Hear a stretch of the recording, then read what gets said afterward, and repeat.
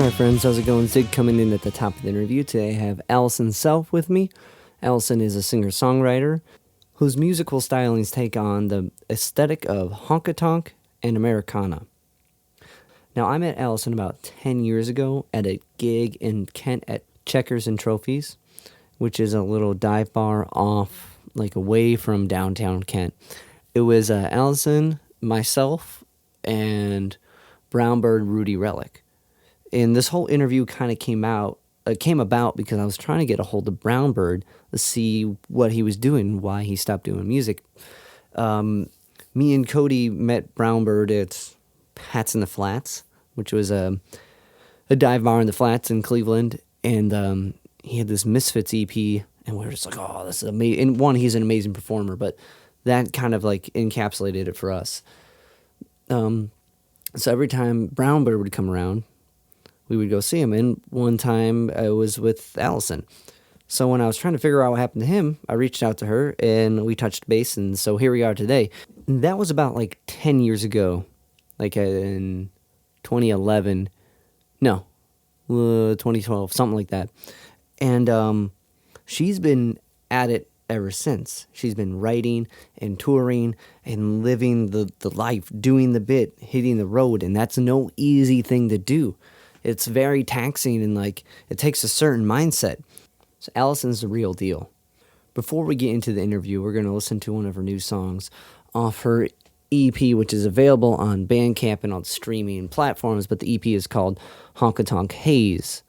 And the Bandcamp one's got all these cool skits, so I recommend that. But everyone needs those Spotify plays. Go to that as well. Here we go.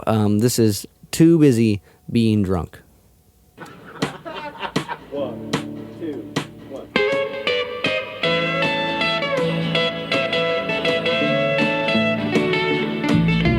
He don't know the truth, don't know that you're broke.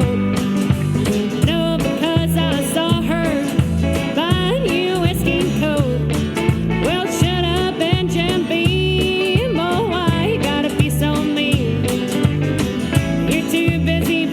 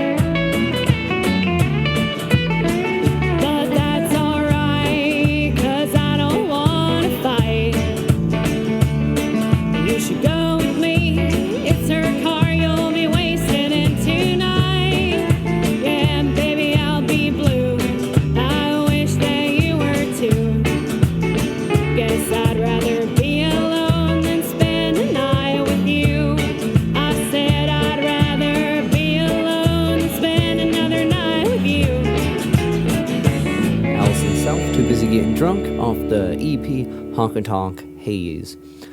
Alright friends, before we get into it, this podcast is mixed by Studio 44 CLE. Studio 44 CLE. If you have any audio needs, make sure you go to Studio 44 CLE. You can contact Studio 44 at Studio 44 CLE and contact Jay Sparrow. He can do any audio work you need, any video work you need, some streaming work, anything you need to sound good, he'll make it sound good. So Studio 44 CLE. You can hit him up on Facebook or studio44cle at gmail.com. And if you can like, subscribe, rate, review the podcast on any of the podcast platforms, I guess rating and reviewing is mostly on Apple. We can use a little more stars with that. It helps me keep talking to cool people and keep sharing inspiration with you guys. We're also now on the Instagram, the Twitter, the YouTubes, and I think just about everything with the podcast stuff. So if you guys can give us a like and subscribe on that, it helps me keep doing cool stuff. Appreciate you guys. Now, without further ado, Alison Self. Hold on, let me move it around so you can see me. Okay, yeah, no worries. I can just look at myself too.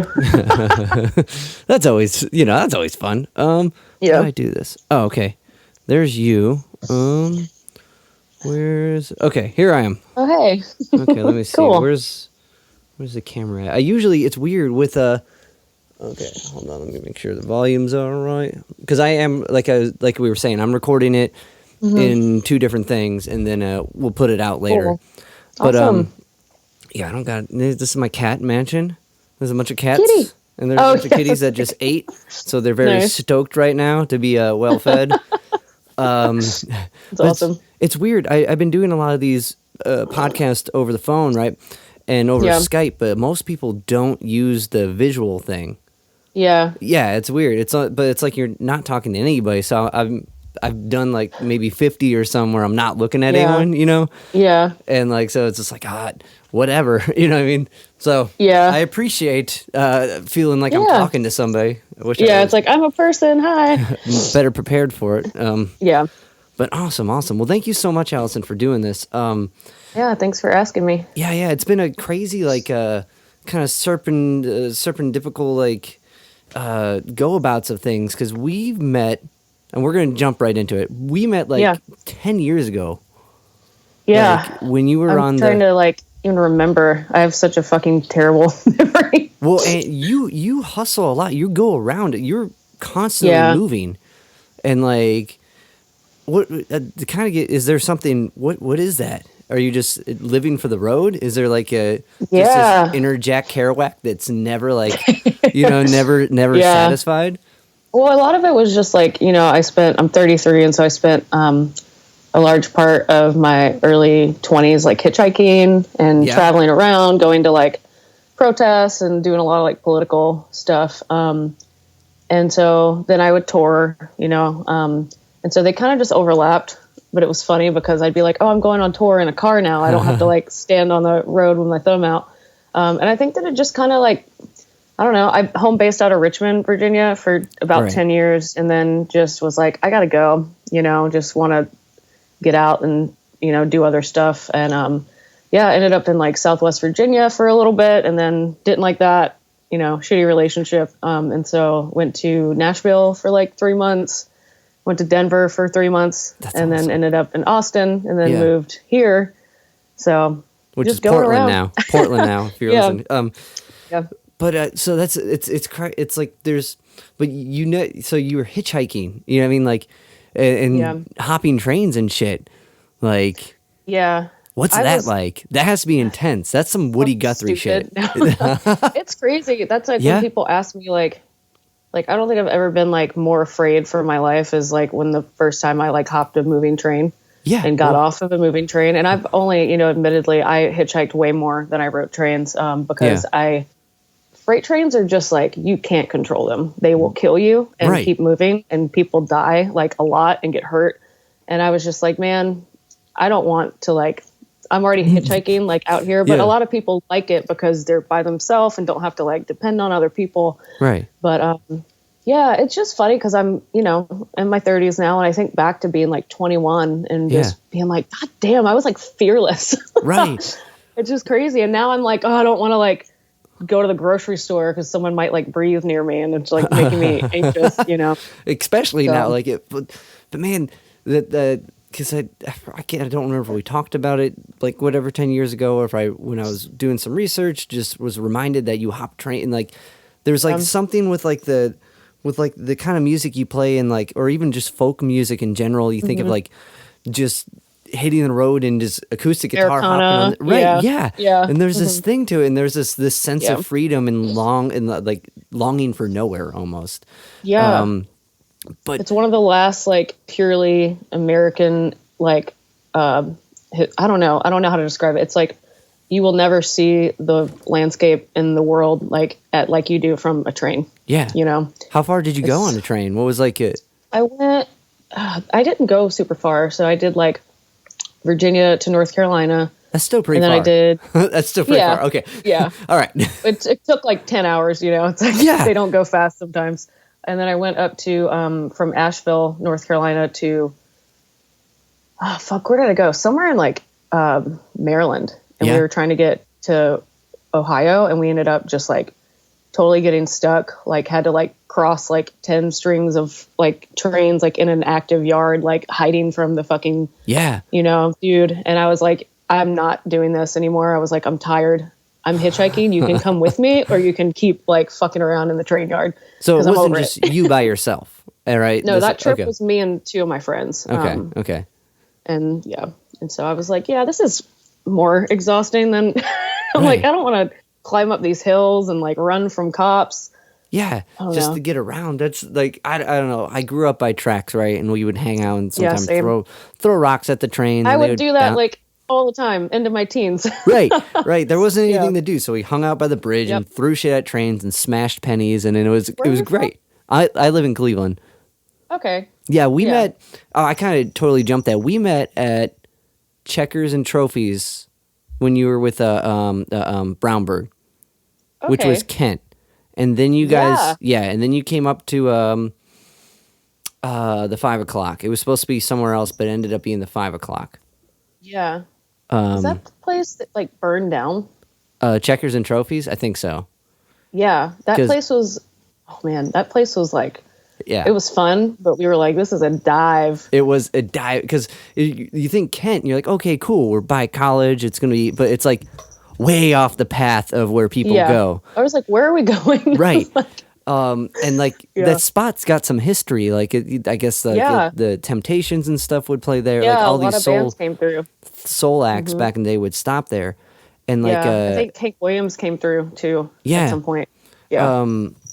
It's just a weird. I don't even know if it's there anymore. But I think that was the last time I played there, was with you guys. Because I did some loopings. It was right when I was starting to get my I remember shit together. now. It's like coming back to me. Right. Well, I mean, when I was checking out your site, it's like one of the oldest dates on the site. Like I was like, shit, I didn't realize it was that long ago. I know. It feels like I just blinked and like now I'm here. Yeah. It's crazy. Well, you've always been moving since. You know what I mean? That's But there was a super dive night. Like no one was there. You know what I mean? I know. It was like 5 people. Yeah, but like the Cleveland gig was better. It was the Cleveland gig was awesome. Yeah, it was you guys and then someone else on the bill. Because I remember we were working with Jeremy, kid with hair in his face. Yes. Oh my god. I didn't want to like bring him up because I was like, is that the same dude? Yeah. Yeah. Like what a sweetheart, but like, oh man, what an odd duck. Right. I love that dude. Yeah.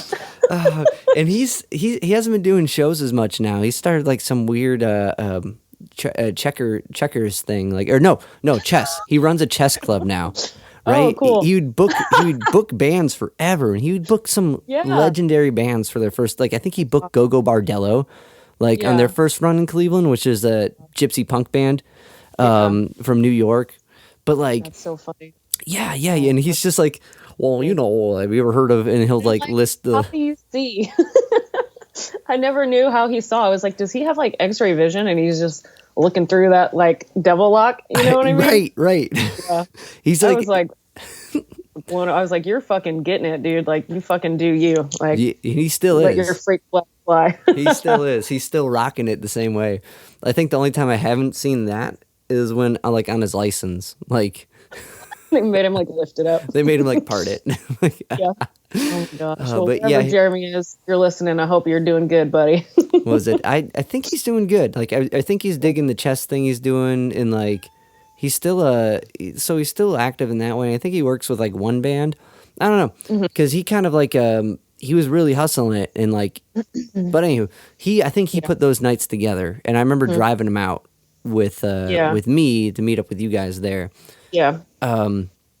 But so when you're the bounce back, right? So you're hopping trains and you're hitchhiking. And is this before you're playing, or is this just like sense of adventure? When I was like, as far as the timeline of like what did I do first? I mean, so I went on my first like actual tour in 2009 with my friend Elliot Sussman, and we booked it like through MySpace and email, and we traveled by Greyhound. Like and it was like, looking back, like we lost so much money. Like, you know, we ended up having to like rent a car to get from Louisville to like Morgantown, and then there was like no Greyhound, and we're like, how the fuck are we gonna get to Virginia? Right. So that was like the first tour, and I had hopped a train and like hitchhiked for the first time in like summer of 2007. Okay. So I would like go hitchhike and then like do a tour, and then like but so when I was, you know, I eventually like went on tour with Brown Bird, Rudy Relic a lot, and he had a car. Yeah. So he had a cool little compact thing. He had his shit together. Cooper. Yeah, that was the initially party in there. Yeah. Yeah. How'd you meet Brown Bird? How'd that come about? Oh, here's this fucking story. There we go. So let's take it back to MySpace. Okay. And I was like right out of high school. I was doing like a technical center a year after to get cosmetology license. Okay. And I was just looking around on MySpace Music, like looking for cool roots musicians to follow. And I came across Rudy, and I just messaged him and was like, hey, I really like your music. And we just started talking like every day. And eventually like I ended up going to New York City to like see a friend. Yeah. And then we hung out. And the first time we hung out, he come and like met me. Yeah. Like outside of a Starbucks or something, you know, and he's like, hey, let's go to my office. Cause he worked, for university up there. And he was like, you want to record some songs? Let's write some songs. And I was like, what are we, what do you want to do? And so we basically, I was like, hi, nice to meet you. Now we're doing, okay, I guess we're doing it. And so we ended up writing like, I think like 3 songs in like a couple days, and just like recorded like 4 tracks in like his bedroom, you know, on a 4-track like recorder. And so I was just like, this, and that dude, he's just a fucking powerhouse, you know. He's stepped back from music now, obviously. Yeah. Is that your cat? Yeah, they're going crazy. I thought if I fed them, they would be calm. Usually that's what happens, but they're going bonkers now. I don't know. But like, no, he's definitely a powerhouse. Like when in every show that I would see Brown Bird at, he would give it his all. He would get on the chair, he would do the thing, and like, and then he just disappeared. And like, which is initially why I reached out. I was like, Jeremy was spreading some rumors like he died. And I'm like, no, he can't be. It's like the legend of like, where did Rudy go? Right.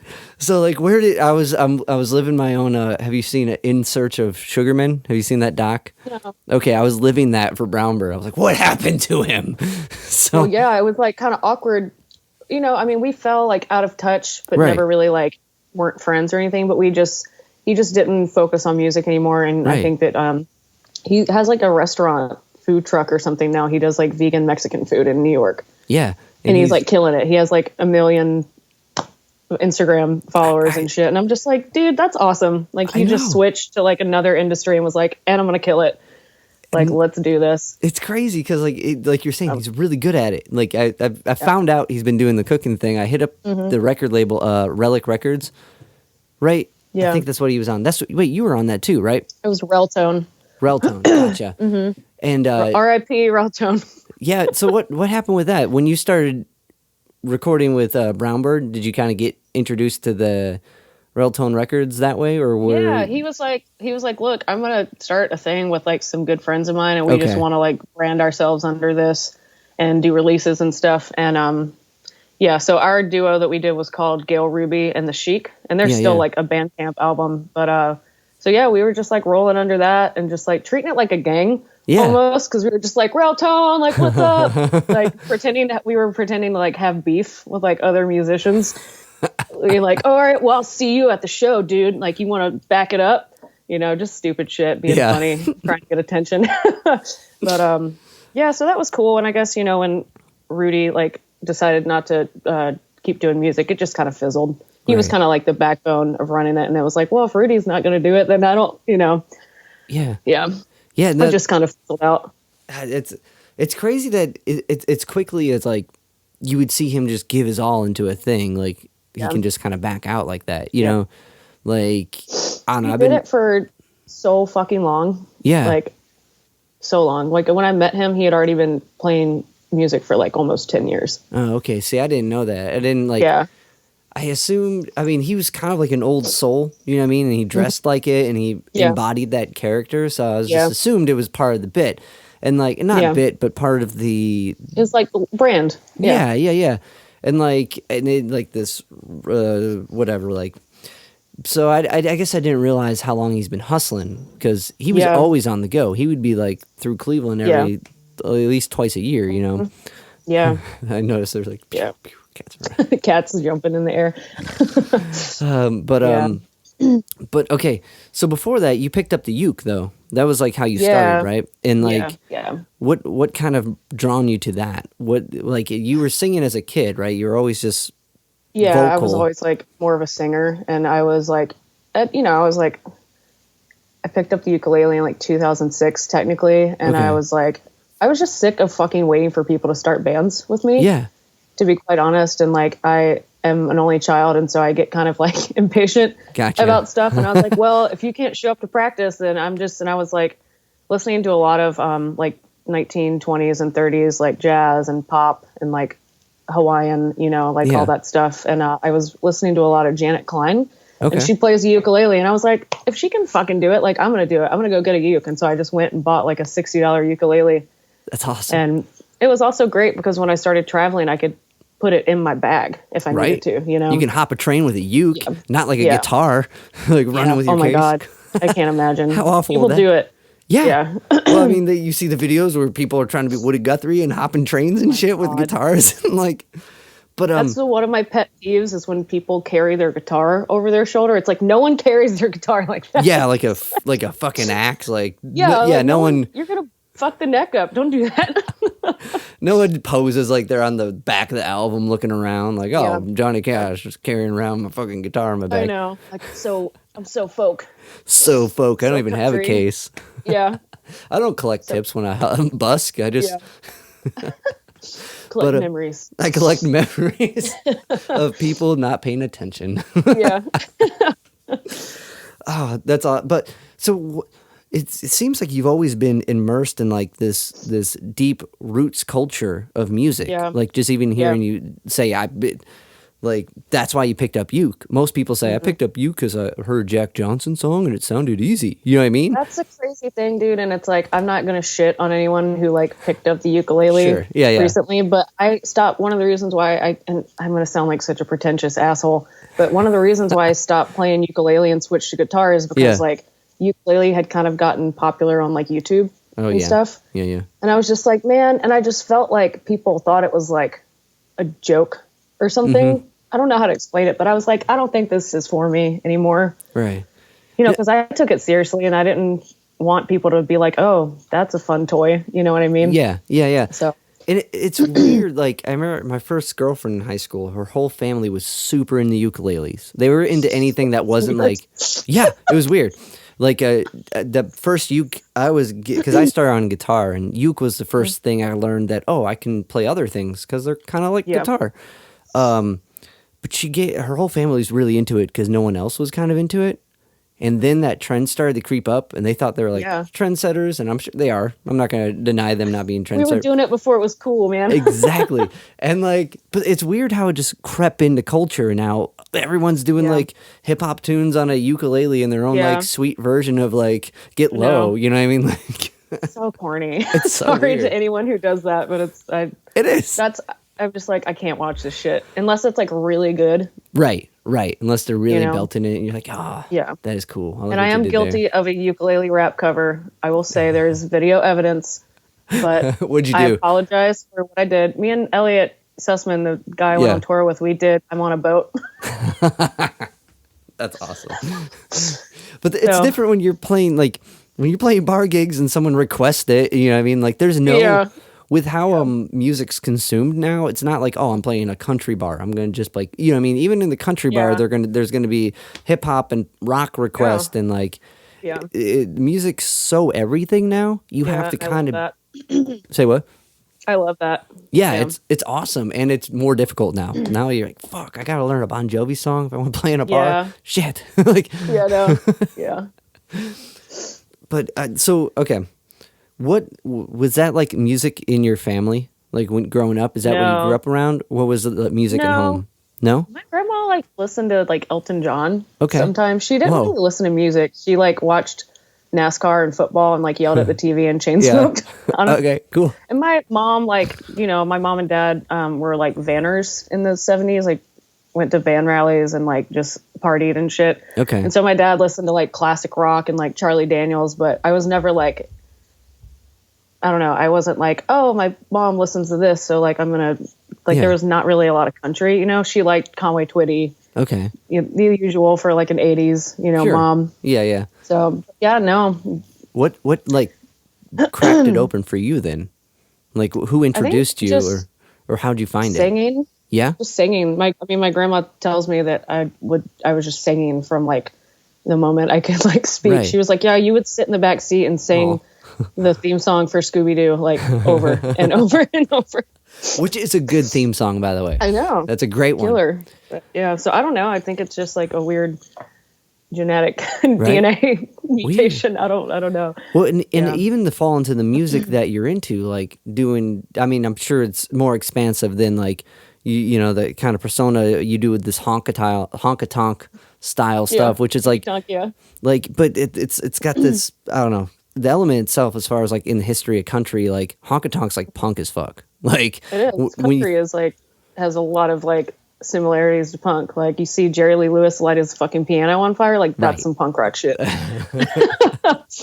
Well, and it all comes from that too, and like, but what drove you to that lane? Just singing and finding that's where you're comfortable storytelling that way, or like, Yeah, I mean, honestly, like, you know, being an only child, like once I got the internet, oh boy, like it like Yeah. changed my life.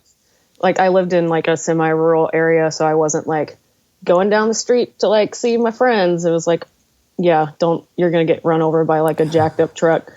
So I just like would rent movies. I've always loved like old film and silent film, and so Right. some of the first like movies I remember seeing was like Wizard of Oz, and I just Okay. wanted to like be Judy Garland and sing and like be, you know, whatever. And so I think that kind of overlapped of like, oh, where's this song from? And Napster, dude, just Right. like get on Napster and downloading like all kinds of stuff. And I was also listening to like getting into punk at that point too. Yeah? Like and who? I just had time. Some of the first bands, you know, NoFX, Descendants, Op Ivy, Sick. Sex Yeah. Pistols, Yeah, all yeah. that, you know. And like just I don't know. I think I was just like thirsty for Right. like something else other than like my environment and like my house, and just wanted to like soak it up like a sponge. God. It was just cool. Yeah, Like no. old timey music was cool to me. It's complicated. It's got like these harmonic structures that don't sit right, and almost, you know what I mean? Like compared to like if you're comparing it to like the punk end of it, and like, but it's like that Yeah. attitude. The punk stuff makes that stuff show you how punk it is. Yeah. I know that sentence have made no sense, but like, Yeah. you know what I mean? Like once you like observe this, absorb this mindset of like embracing the individual and going for like the thing you should do and doing the thing you should do and not doing the thing they say you should do, should be in the thing, like or whatever. Yeah. But like, yeah, it's really it's cool because that old stuff's punk as fuck when you think of like like Tin Pan Alley tunes and how they got destroyed in their own way by everybody in their own cool way, and it started Yeah. to really represent these artists. Yeah. But okay, that kind of makes sense. And like with film, like it kind of opens up that that like perspective of it. And like Yeah. when you grew up, I'm gonna guess there's no sidewalks, right? Right. No. So there's not like you really like, Yeah. and that's a big deal though. Like I don't have sidewalks where There I'm was at. like no bus. There's like nothing. Right. You know?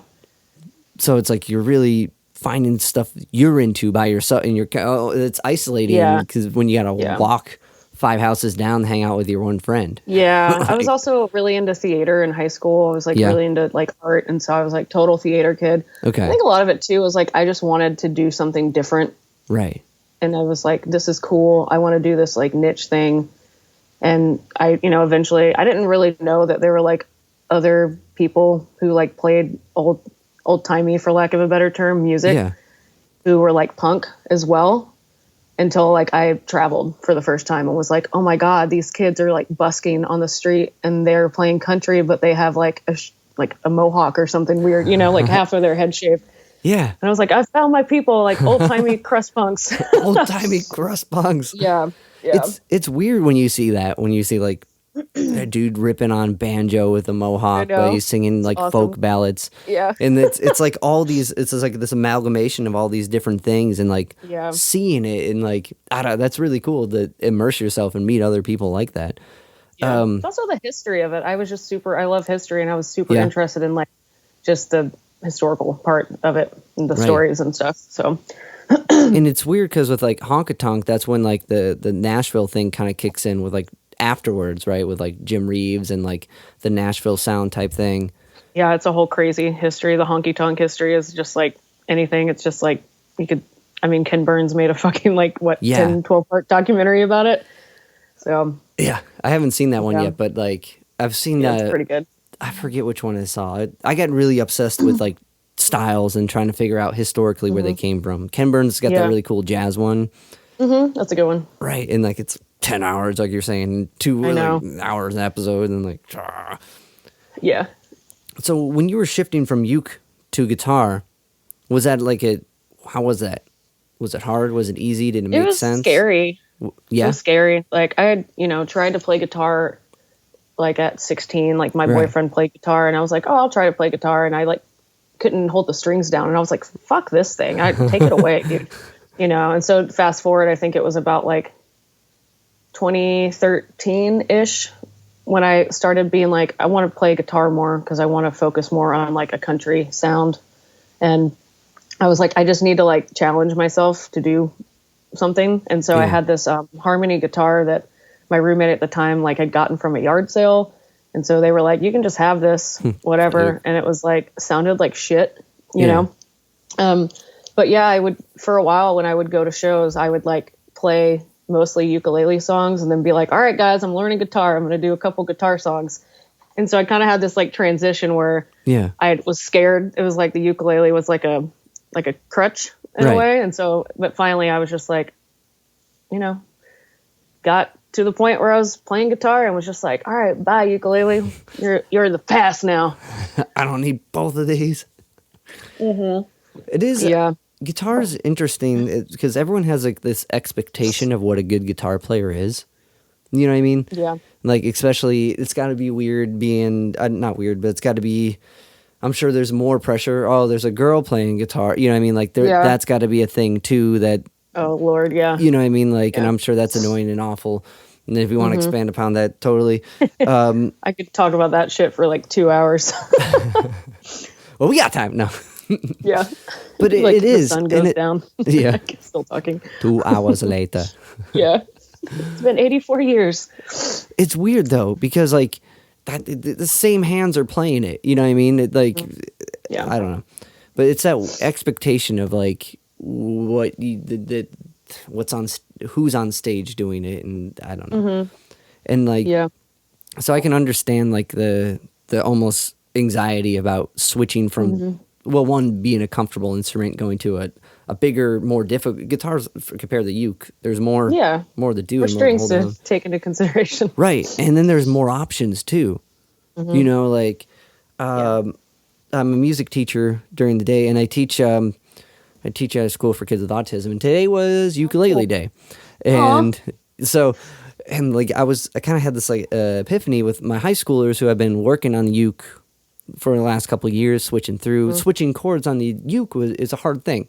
You know what I mean? When you're Yeah. switching from C to A minor, easy, Mr. Dave, this is boring. But when you go to D, Yeah. you're like, oh, shit. It's like, oh shit. Yeah. This isn't as easy as just two Yeah. things.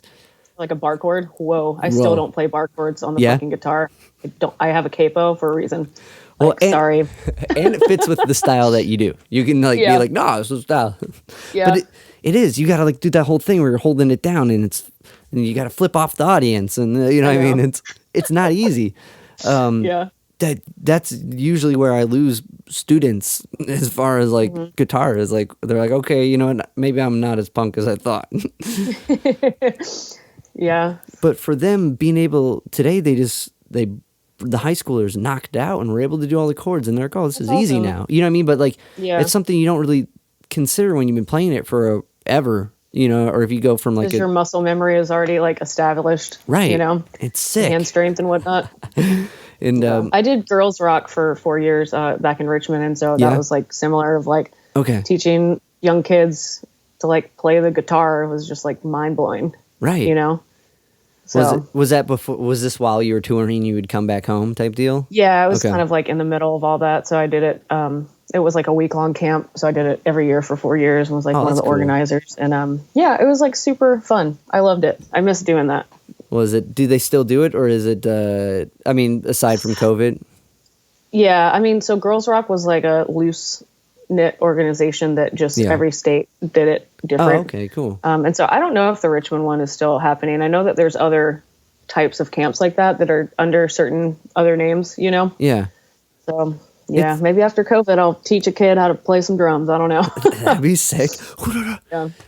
I don't know. There's something about how you internalize it to explain it, and then re-internalize what you're explaining. You know what I mean? Like, wait, it's just this, and they're like, why do you hold the? If you're playing drums, why do you hold it with that hand and not this? And you're like, Yeah. I never thought about that. You know, and whatever you're teaching, there's like, Do you want to know something funny? yeah, So I was already playing the guitar. I think maybe no. I was still playing uke, and like I'm self-taught. right, I'm not like a guitar player because I want to like necessarily be technically good. I just want to like accompany myself, you know? Right.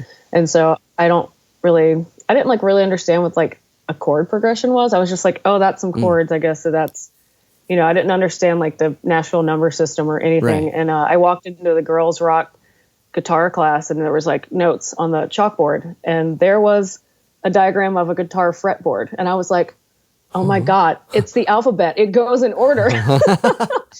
And now I'm like, I can transpose chords and stuff now, but I was just like, God, I'm stupid. I never realized that, you know, but it's like when you're self-taught, right. I'm just like, well, I don't fucking care. I'm just going to like memorize this song. So learning it yourself, would you just transposing chords and getting these chords and listening to tunes and hearing the progressions and like, Yeah. I would sit in front of my Packard Bell 98 Yeah. computer and just get on like chordy.com Yeah. and just sit there and play through songs. And I've been like, somehow I've always had like good rhythm right.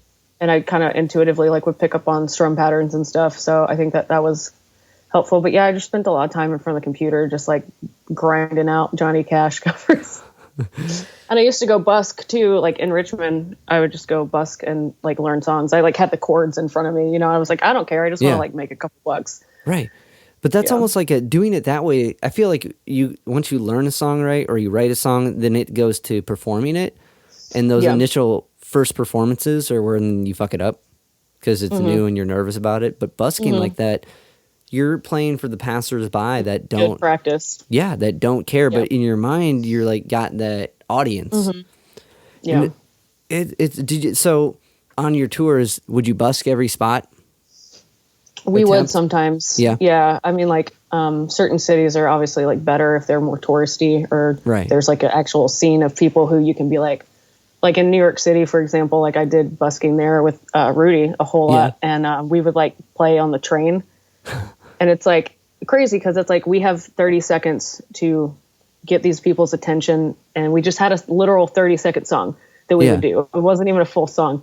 And then I would go around singing like with a hat.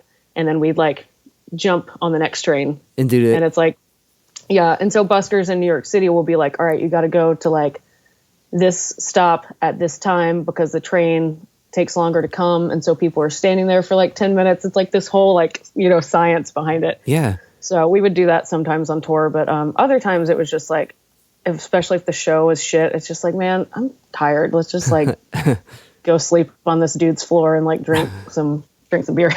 Yeah, I don't traveling like that because I'll put a pin in that. It's interesting that the 30-second thing, right? That catching these people's attention, and it's almost like I don't know. Have you done any of the? I saw you've been doing some like radio promotion for this radio show you're going to be on. Oh yeah, doing little videos, for people, right? Yeah. But have you done the streaming thing yet? Like live streams? Yeah. Yeah, I've done it a few times. It's not ideal for me, Right. but I did one with my friend Jessie on last Saturday, and that was really fun. Yeah. But That's it's just cool. like it's just like depressing. I'm glad people are still playing music and trying to find a way to like cut through the bullshit with COVID, but it's like I don't know. What do you do? Yeah. It's just sad. It is. It's super. know? It's especially for someone like you who just picks up and goes and travels. It's got to Yeah. be like super. Fuck. What do I do? Like. Yeah. How do I? I had plans, Yeah. and then it was like, bam, fuck your plans. Yeah. But like that mentality of like the 30-second catch, I'd imagine pans off in stuff like streaming or even in Yeah. like when you start your set. You know what I mean? Like when you're switching between acts. Was that Yeah. like did it? Would it like the Yeah. busking tips like Yeah. work in the set? Yeah, I think it helps. It's just like, I don't know. I'm not to sound like pretentious, but it's like Yeah. I do feel like I'm like an entertainer. That's part Yeah. of why I play music is because I want to get up and just like make people laugh or whatever. And so I'm very like raunchy on stage, and I'm just like, hey, what the fuck is up, Portland? Like a hardcore band or something. But just getting in there and like engaging with people, and it's like it's a reading the room thing. Yeah. If it's like a quiet coffee shop, I'm not going to get up and like, What you guys ready to hear some fucking honky tonk? Yes. Hit me, But so I think it just depends. But yeah, busking skills help, especially with just like confidence and not really caring. Yeah. It's like what's going on. Just be like, well, I'm gonna play my set, and if you don't fucking care, then that's cool. I think Yeah, no, I think and that's a super important thing to develop because like when you're traveling or when you're playing in any gig, right? Even if you stay in the same city or if you go to a plethora of, you find the handful of like gigs, right? You're either gonna have the DIY gig or like the bar gig or there's like different categories. right or some combination of the Art gallery. right or library gig, grocery store I gig. played in a kitchen one time. Yeah. Yeah, with Rudy. Wait. Hold it back. I need to hear that story. What was that? Where was that? I don't remember, to be quite honest, but there's a really funny, I think it's funny. There's a funny video of us starting to play one of our songs. Yeah. And then Rudy like breaks a string, and we're just both like, oh. And we just like stop, and it's just really funny. But there's a cool picture of like Rudy standing up on a chair, and there's like a refrigerator in the background with like a 420 sticker on it. I don't remember much about that show. Yeah. Well, it sounds Probably like a house show. blast. Yeah. Like, Yeah. but yeah, so like, and I feel like those shows are much more attentive to you as the artist and what you're doing and appreciating your art. Where like the bar show, sick, I'm gonna get food and money, but no one gives a fuck. Yeah. And like, it's almost like you gotta train yourself to be able to accept no response. Like, Yeah. It's just humble, and it's like not having a fucking ego. So many right. like, and just like not feeling like that's like not taking everything so damn personally. Yeah. It's like not a reflection of like me if someone doesn't like my music or doesn't want to fucking pay attention to me, Yeah. And I have friends and have known people who get really like butthurt when they play when they like play a straight up bar, and they know it's a bar. It's not a listening room. There's a difference. And people will be like, can you guys like shut up and like expect people to be quiet? And I'm just like, who the fuck are you, man? Yeah. Like people go to a bar to eat and drink. Right. And like sometimes they go for the music, but like I don't know. I don't want to like force someone to be like, listen to me, listen to my art and my sad lyrics. Like, don't you want to kill yourself now? Me too. Now we're all sad. Yeah. Yeah, I know. And well, It's I agree with that. And like it's like how you said, it's reading the room and learning when to do that. And it's interesting when people don't when they try to impose that. Like sometimes it's admirable, whatever. Admirable. Admirable. Thank you. Yeah. It's been a long day. But like, sometimes that is like when someone's trying to bring that to a thing, but when you're forcing people, like, I don't know, like you said, bars are for people that they're not there Third for line. you happen to be there. You might do a Zach Brown song and now they care, but Yeah, I know. Yeah. you have to get a bunch of shitty like Wagon Wheel and like Oh my God, yes. Tennessee Whiskey. I mean, that's kind of a jam, yeah. but like Yeah. I'm guessing that's a Bangers. request. Bangers that you get requested all the time. I generally like don't do requests because like Yeah. I don't know Right. a lot of the songs and I'm not gonna fucking learn them. It's like I'll stumble through it if you put $50 in the fucking hat right now. Right. But like, yeah. And it's the worst. They're like, no. And they bring the phone. It goes like this. And you're Oh like, my God. would you do I've that? like cussed people the fuck out. I've been like, get the fuck away from me, dude. Like, somebody get your friend. Come get Becky.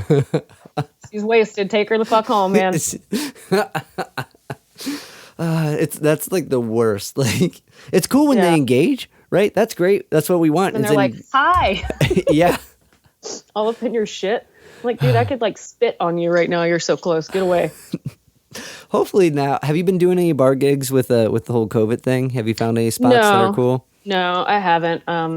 Yeah. Portland is like fortunate because our cases are like currently, as of like today, going down. Nice. But everyone here is also like really good about mask, social Yeah. distance, and like bars are open for only outdoor seating. People play nice and don't fucking like, come up and cough on you or anything. But yeah, I just don't, I know that people are playing shows right now and it's just not something that like I personally feel comfortable doing because I don't want to like encourage People to be in danger. people to like be going out. Yeah. And I think it's like, okay, in certain, it's a complicated issue because it is like state by state. Right. Like I have friends in Texas or California who are playing gigs indoors. Yeah. And I'm just like, please be safe. But it's Yeah. fucked up because it puts musicians in this thing. I'm a bartender too. And so it's Yeah. like, well, if I want to like make money, I have to like go. It's the only thing that a lot of people do, Right. And so it's like, if we would have just shut everything down for like 2 months, Completely. Yeah. you know what I mean? Just like my friends wouldn't have to be like going and playing inside a fucking bar for, and it's like people social distance and stuff, but it just makes me nervous. Like, Yeah. No, it's I don't know. it's a really weird issue. I agree with you on that. And Yeah. there's like, It's not black and white and people get really like polarized about it, but I'm just like, we gotta Yeah. chill out a Right. little bit, like step back. I think what you said is really insightful. It's not black and white or black or Yeah. white. It's like it's not right or wrong or like it's a gray, messy issue. And like it seems like everything politics wise now it's a gray, messy issue, and everyone wants to be. It's like I mean, it's one side or the other. I don't know if I say black and white, that might that might. Yeah. Well, it's not like one or the other. Yeah. Yeah, it's not. It's a whole mess of shit, and everyone's confused all the time. And like, Yeah. And like depressed. right. And like it makes it so hard because people like shun people who say one thing or the maybe friends that are playing the gig. Some of your other friends are like, "Fuck them." You're like, no, it's Scott. He needs to eat, and like I don't know. You know what I mean? It's like hard. It's really hard. Yeah. there's no right or wrong yet, and like I don't know. So it's super confusing, especially when that's what you do, and that's kind of how you identify yourself, and you bring people together. It's never for ill intent. You want people to feel good. Yeah. So what have you been doing? Like You're looking at quarantine-wise? Like, I've been watching a lot of Star Trek. yeah? How far'd you get? Oh man, I did Next Generation was Okay. first, and then we did Deep Space Nine. My boyfriend's like laughing at me right now. And then we're just like 2 episodes from finishing Voyager. Nice. So, All right. just like doing it. Good. And I don't know what to do. I'm like afraid to watch the new ones. Right. I'm like, I get attached to the characters. I'm like, I miss Picard. Where's Data? I don't want to go watch a new one. It's so funny. They're like my friends, and I'm like graduating high school. It's a weird. It's any like serialized show. You grow attached to these characters, and like at the end of it, you're like, That's why it's good. right. Well, the one that's good writing in Star Trek's, as far as like a philosophical deep dive. That's and a cool There's one. some really good episodes. Yeah, Yeah. and like, but like, okay. No, have you been recording at all? Any tunage? Yeah. Yeah? I put out an EP in like November 1st. Okay. It dropped on Bandcamp. Yeah. Links in the bio. We did that in like a month. Yeah.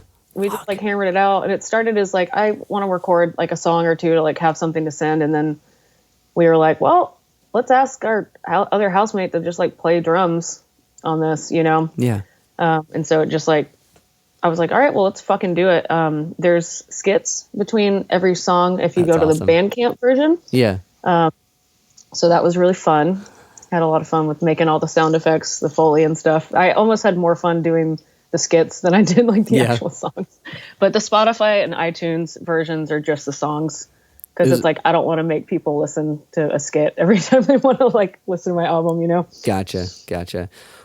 That's awesome, though. I don't know. That it puts a narrative to it that may have not been there or may be implied, but now is clear.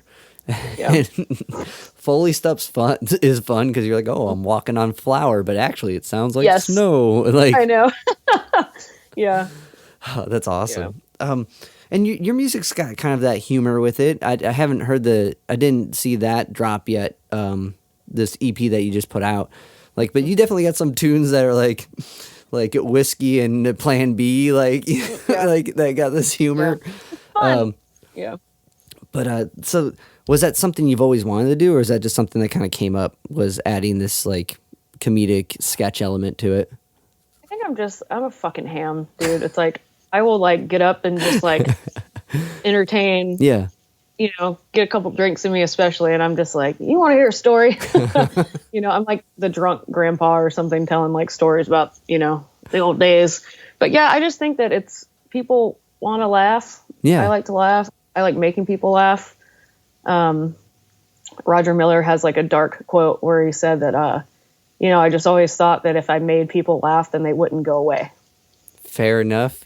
And I was like, oh my God, that's like heartbreaking. And also I'm like, that's true. I relate to it. It's hitting home, and I'm in more than one way, Roger. Yeah. What's the songwriting like? Do you take inspiration and just roll with it, or do you have like a schedule? Like I've been talking to some people that are like, I practice creativity. No. Hell no. Yeah, dude. I'm like ADD as fuck. Yeah.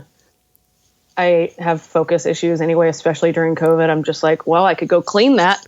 You know, I can't go to I could go to a coffee shop, but it's like, I don't, you know, but it is hard. Like sometimes I'll just like go on a walk and jot stuff down. I went on like a wine walk recently where I just like got a can of wine and just walked around the neighborhood at like 1 a.m. and just like wrote down like notes in my phone.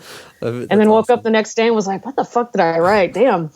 So stuff like that. And I do love people watching, and just like, I would always get inspiration from seeing people play, you know?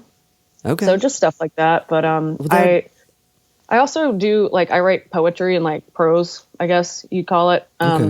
So when I'm tired or don't feel inspired to write a song, I try to do poetry because it is like keeping that creative muscle going, you know?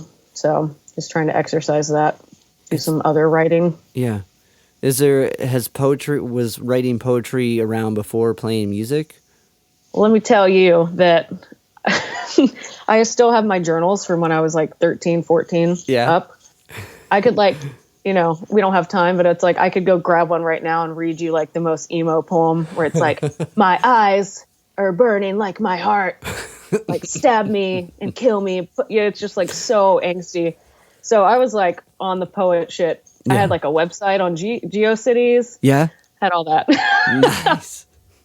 Was there poets that inspired that when you first started going, or were you just like, I can organize words? I think I just was like writing about how much I fucking hated my my life, you know? Yeah. And I was, you know, listening to music and being like, oh, I want to like write a song, or, you know, But now I do have favorite poets. I really love Edna St. Vincent Millay. Okay. I love Bukowski. He's a fucking motherfucker, but Especially if I you love like it. dark stuff. There you go. Yeah. So those are two. Pablo Neruda. He's Okay. got some good shit. Nice. I like it if it speaks to me. Right. Yeah. Was it? That's Yeah. it. With the Bukowski's got weird. Have you ever listened to him Yeah. do the poetry? Right. Fucking weird, dude. It's weird, but like after a while, you're kind of like, oh shit, he's spitting. You know what I mean? Like, Yeah, I know. it's a very weird cadence at first, and like it's poetry. Is so much of it. It's like this cadence, and you got to hear someone say it, and when you hear how they say things, it almost makes more sense. Yeah. Okay. And that was something I've been kind of thinking, like, when you first, I don't know, everyone kind of gets creative in their teens, right? And, like, there's not, like, this refined thing. It's usually, like, I fucking want to die, as opposed to, like, you know what I mean? As opposed to, I feel so sad. The sorrow within me is as deep as the sea. You know what I mean? It's not, like, it's just pinpoint. You know what I mean? It's just, like, one thing. But some of that kicks so hard, and, like, people tend to be, like, they put out a lot of shit when they're younger and like in those formative years, and as they kind of grow up, it seems like that creative drive, either you start to become more aware of certain things and you have to finite everything and it doesn't come out as much, or you just start to be more judgmental of it. Did you experience something like that, like writing wise? Trying to think of trying to wrap my head around the question. I Okay, guess. sorry. No, I was kind That's of okay. rambling, but basically, when you first were when you were younger and just being creative, was it easier just to put shit out than it is now? Yeah, I think that it's also like I was a kid. I went to like high school and came home and didn't really do. I went to the mall, Yeah. And so I just had a lot of alone time. And I think, you grow up and you get responsibilities and, got to put on your big boy pants and get a job and then, develop a taste for alcohol. So it's like I found another coping mechanism over here. So, and I guess, depending how much that taste takes over, you definitely runs into some times where you can be more creative in a way that may stick around later. But that's, I haven't put that together yet, thinking about it just on a time amount of time level. Because I've talked with quite a few people, and a lot of times they feel like as they've gotten older, they're creative. They either got more self-conscious or had less output. I think you just see the world different. It's like a totally different perspective. So was it, and like as far as like with you and traveling so much, how did that change how you see everything? Like, what was that? Was it what you thought it would be when you initially? It's been one more time. You broke up just a little bit. Okay, yeah. So how did that change your perspective, right? So when you went out, like there's like this kind of the daydream of just traveling and seeing all this and being just nowhere bound in a way, and that freedom that it entails. Did it live up to that, or what's the takeaway from that? Yeah, I think it was just like really, I think it's good for one's personality. Yeah. Excuse me. To go and like put yourself at the mercy of like the kindness of strangers, for lack of a better term. It was like very humbling. And I realized from a very early point that like it is not fucking about me. Yeah. Like the world doesn't care. Like it's not about me, Right. And so that was just like humbling. It was awesome. I think it's like it just knocks you fucking down a notch about like what you deserve or what you're like entitled to, I think that's well said, because like when you're traveling, how often would you usually go with someone else hitting the tour, or how often was it solo dolo? I have only done like one long-ish solo tour because I never had a car, so it was like, oh, you got a car? Let's go on tour. But while I was like hitchhiking and stuff, it was with another person. I hitchhiked by myself like a handful of times, but it's funner with someone. Initially, you went out with like an Oldsmobile, right? With like windows that didn't work. Yeah, dude, that was the car that I learned to drive on. And there was a whole thing about how I ended up driving that across the country. It was like a tour was falling apart, and I was like, well, I still got to go, do these dates. Right. So I did it, and I was like, this car's not going to make it. And it was like totally fine. But yeah, the fucking windows, like if I went through a drive-through, I had to like open the door or like hold the window as I was like rolling it up. You know, the motor's like, nah, nah, nah, nah, nah, nah. Oh, that would be so annoying. Yeah. Just like, I know. That would, But I could sleep in it. That's I slept cool. in it. Yeah, there's Great. room. There's room. Yeah. That van life comes clutch when you're I know. like living that, when you're traveling Yeah. like that. Because you're like, Walmart, what Yeah. up? Yeah, Like, for real. Oh, yeah. oh, man. And I imagine, it's weird, but I imagine a lot of like going out to see the world and meet people is kind of like you are more to yourself than you think, right? Mm-hmm. Like when you drive the 8 hours, get to the city, find the venue, it's still only 4:00. Gigs not till 9. You know Start what I mean? drinking. Right? Yeah. Like, or what do you? Yeah. It's like, how do you fill that time? Either you start hopping on the MySpace at the time, or the Facebook, or whatever you use to book, Yeah. or I can't remember. There was that cool DIY org page where you can find DIY spots. You know what I'm talking about? Yeah. What's the name of that spot? I can't remember, but like, I don't remember either. because I've done not a lot of like long tours like you have. I've always wanted to, and I've always admired someone who is the road dog and just like hits it, Yeah. goes out and like will go out for weeks and try to book a Monday. How do you fucking book a Monday? I can barely book a Saturday. You know what I mean? Yeah, man. Yeah. It's a skill. And, yeah. But so there's like this you have so much time to yourself, and like Yeah. just kind of reflecting upon what you said and learning that everything isn't about you.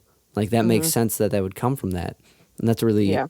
I think self-knowledge is like the only knowledge we get anyway.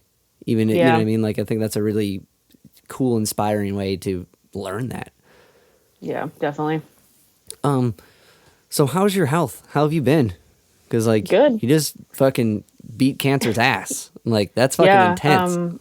Yeah, it was like 2 years, 2-year mark recently. And so that's cool. So yeah, I go in for like checkups, and I have to get like a colonoscopy, once a year That or sucks. whatever. But Yeah. it's kind of like they monitor you for about 5 years. And if you go that far Yeah. without like a reoccurrence, then you're like technically cured. Hell yeah. So, but I'll still have to like be on top of like getting colonoscopies as I get, older, and just like Yeah. making sure nothing's going on up there.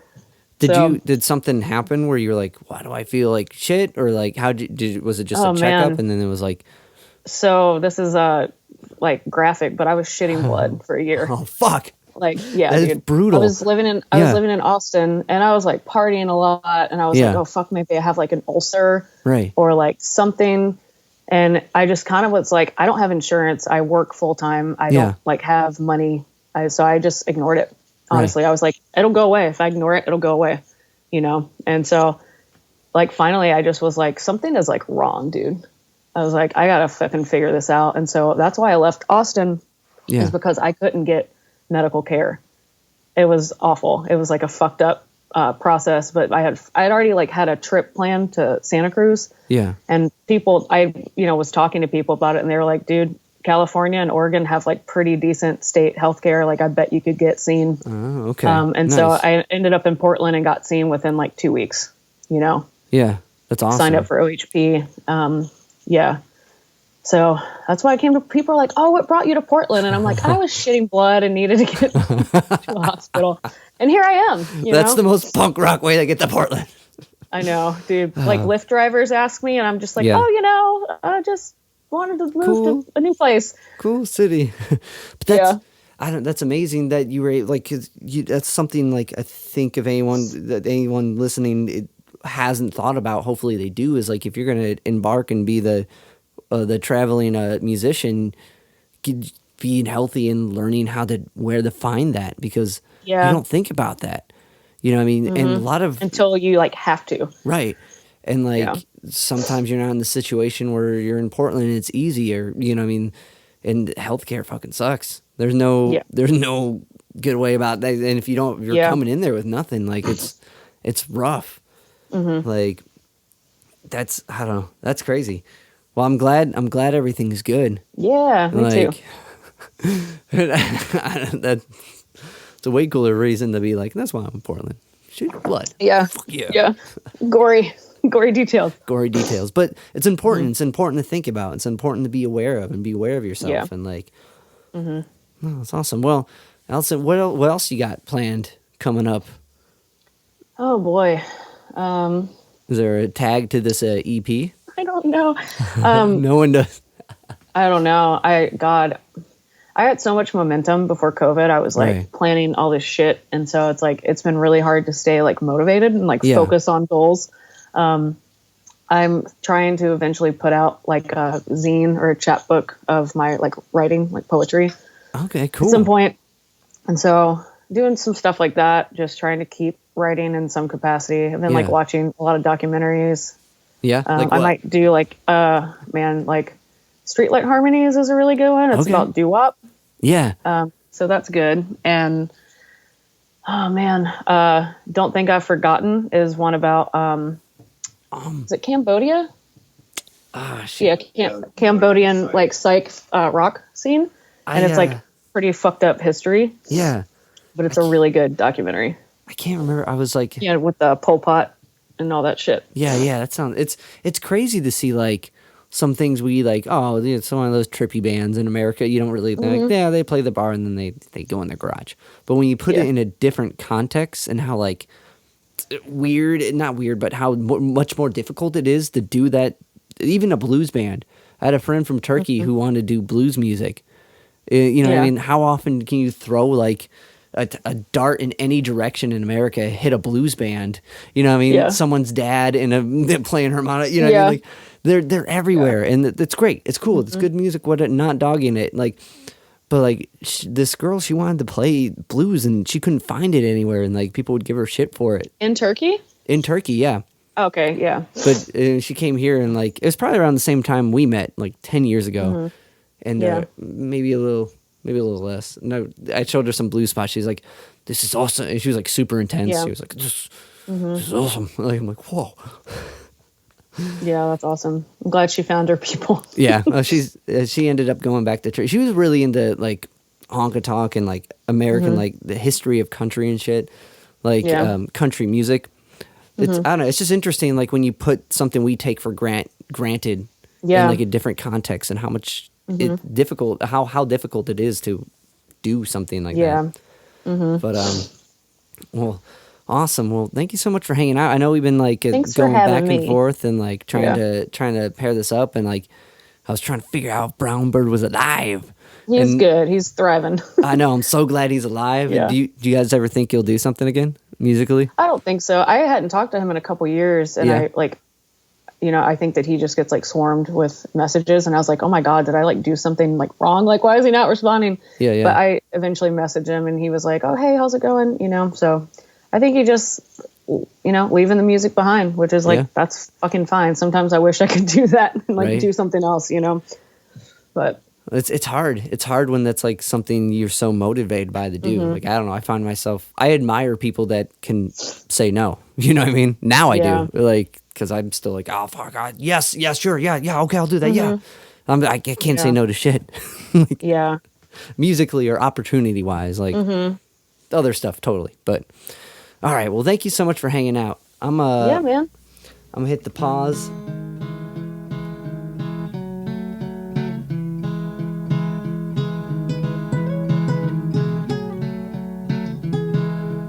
If you were my jumper jack, I'd probably wonder where you're at. It sends shivers down my spine.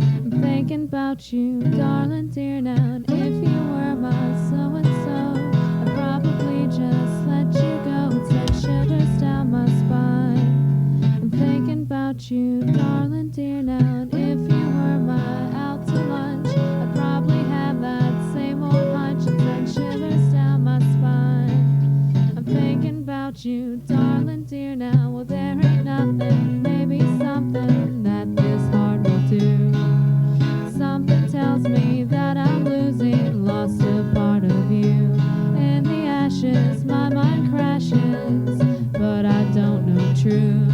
Sitting around here, baby, I'm so spent on you.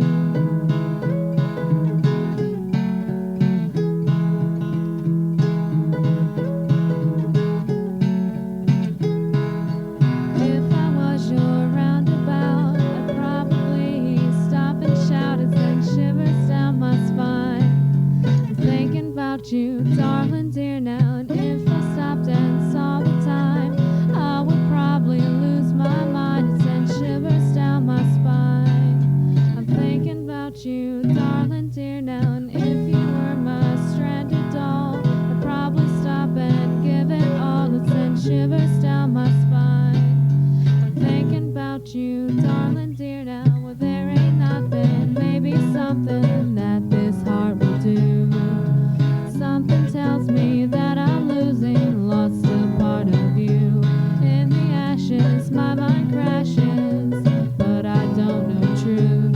Sitting round here, baby, I'm so spent on you.